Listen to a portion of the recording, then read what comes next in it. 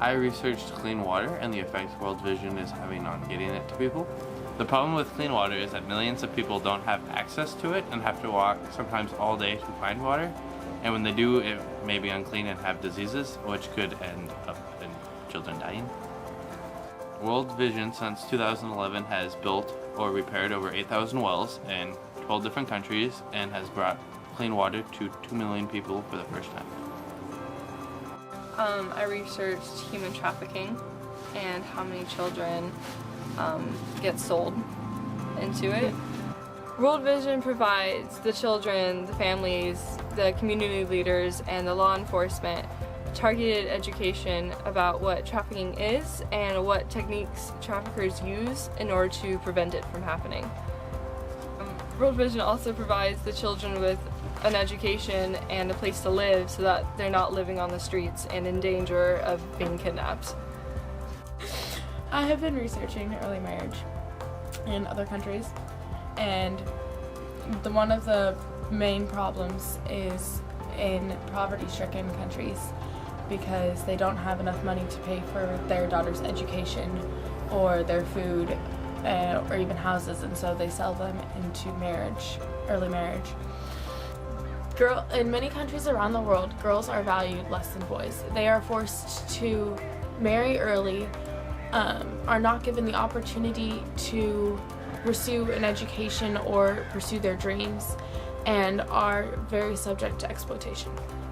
Those who are subject to early marriage are more likely to experience domestic violence, forced sexual relations, poor reproductive health, and lower levels of education.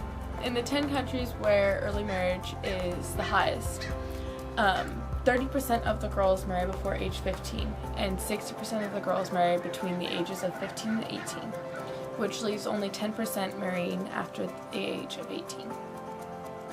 There is no one solution to prevent early marriage. The best solution is to tackle the root of the problems, such as hunger and education. Poverty, hunger, and education.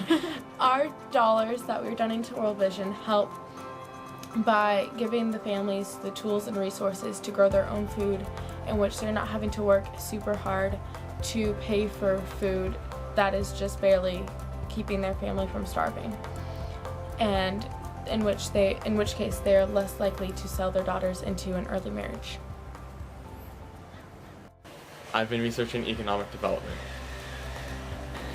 Well, in America, there isn't a huge problem, but in third world countries, that problem can result in farmers not being able to sell their food, not knowing how to get their food places, or even how to care for their food. How World Vision helps fight the problem is that they are connecting the farmers with the people who can sell their crops. They are providing loans to the people who need them to start small businesses, and they are giving people hope and education to take their business to the next level and to be able to provide for not only their family but to make a profit out of what they make. What we're doing by raising funds for World Vision, that allows World Vision to be able to purchase some of the loans and allow the farmers to buy the loans and use them, and then after they've paid them back, those loans go back into their community to be used by other farmers. Well, what I researched is natural disasters that World Vision helps with. There was a whole bunch of examples like Haiti and Japan that experienced a really big magnitude of an earthquake and how they helped with the earthquake. Yeah. Okay. So the money with the famine, it helps with the natural disasters by giving food, shelters, water, medicine, and education to kids around the world that are going through the natural disaster like a huge earthquake or a tsunami. The money we raise for the famine can help all kids around the world with all the food, medicine, and water that they need. And it really means a lot because you're saving a little kid's life, and you know, that's pretty cool to know.